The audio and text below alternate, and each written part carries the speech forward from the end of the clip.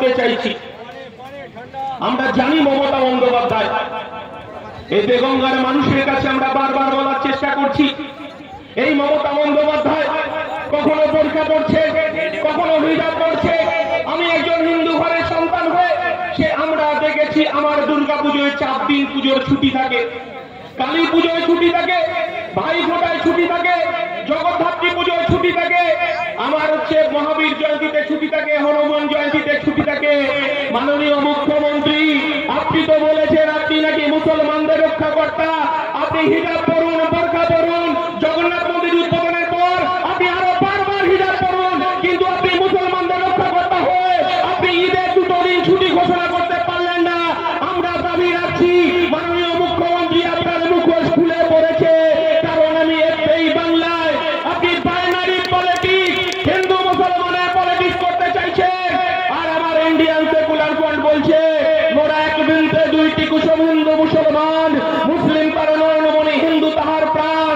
আর আমার দলের পৃষ্ঠপোষক আব্বাস সিদ্দিকী বলছে নানা ভাষা, নানা মত, নানা পরিধান, বিবিধের মাঝে দেখো মিলন মহান। আমার আব্বাস সিদ্দিকী বলছে আমার মুসলমান ভাইয়েরা মাথায় টুপি পরে মসজিদে নিরাপদে নামাজ পড়বে, আমার হিন্দু ভাইয়েরা, আমার হিন্দু বোনেরা তারা ঘন্টা বাজিয়ে মন্দিরে তারা পুজো দেবে, আর আমার খ্রিস্টান ভাইরা গির্জায় গিয়ে প্রার্থনা করবে, আর আমার মতুয়া ভাইরা তারা হরিচাঁদ গুরুচাঁদে ডঙ্কা বাজিয়ে পুজো করবে, আর আমার মতুয়া ভাইরা তারা জল জমি জঙ্গলের অধিকারের কথা বলবে। আমরা এই সম্প্রীতির বাংলা দেখতে চাই। আর মমতা বন্দ্যোপাধ্যায়, আপনি বলছেন আইএসএফ বিজেপির দালাল। হ্যাঁ, আমরা দালালি করছি, আমরা দালালি করছি, গরিব খেটে খাওয়া শ্রমজীবী আদিবাসী সংখ্যালঘু মানুষের দালালি করছি।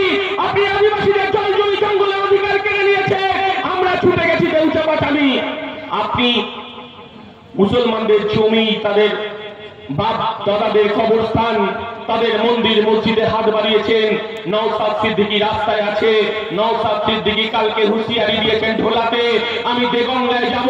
মমতা বন্দ্যোপাধ্যায়, যদি আপনার ক্ষমতা থাকে আমাকে একবার আজকে দেখিও। আমরা বলতে চাইছি আটকাতে পারবেন না।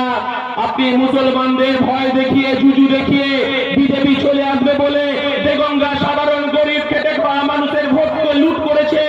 আমরা জানি এই দেগঙ্গার মানুষ হিসাব চাইছে। আমরা তো দেখেছি বামাউলে দেগঙ্গায় শহীদুল্লাহ মহাবিদ্যালয় কলেজ হয়েছে, চিত্ত বসু মার্কেট হয়েছে, রহিমাদি আপনি তো বলেছিলেন 10,000 মাদ্রাসা তৈরি করে দেবে। কটা মাদ্রাসা হয়েছে দেগঙ্গায়? উত্তর তো আপনাকে দিতে হবে, রহিমাদি আপনাকে তো উত্তর দিতে হবে। এই দেগঙ্গার মানুষ কোল্ড স্টোরেজের দাবি ছিল, কটা কোল্ড স্টোরেজ তৈরি করেছেন দেগঙ্গায়? আমরা বলছি আইএসএফ এর উপর একবার ভরসা রাখুন। এই গরিব খেটে খাওয়া শ্রমজীবী মানুষের 100 দিনের কাজের অধিকার তৃণমূল বিদেশকে চুরি করেছে, আমরা রক্ষা করব। প্রধানমন্ত্রী আবাস যোজনার টাকা চুরি করেছেন, লুট করেছেন। আমরা বলছি গরিব মানুষের অধিকারকে ফেরত দিতে হবে। পঞ্চায়েতের টাকা লুট করেছে, পঞ্চায়েতের ঘরের টাকা লুট করেছে, পঞ্চায়েতের ত্রিপল চুরি করেছে, মিড ডে মিলের চাল ডাল চুরি করেছে। আমরা বলতে চাইছি রেশনের চালটা পর্যন্ত চুরি করেছে। বাম আমলে তো গরিব মানুষরা মাথা পিছু 4 কেজি চাল পেতেন মাসে, আর 3 কেজি গম পেতেন। আর মমতা বন্দ্যোপাধ্যায় আপনি গরিব মানুষের রেশনটা পর্যন্ত চুরি করেছে। আপনি 3 কেজি 4 কেজি চালের জায়গায় 1 কেজি চাল চুরি করেছে আপনার সরকার, 3 কেজি চাল পাচ্ছে। তার হিসাব বুঝে নিতে হবে দেগঙ্গার মানুষের কাছে। আর আপনি বলতে পারবেন না বিজেপিকে ভয় দেখিয়ে মুসলমানদের ভোট আপনি নিতে পারবেন না।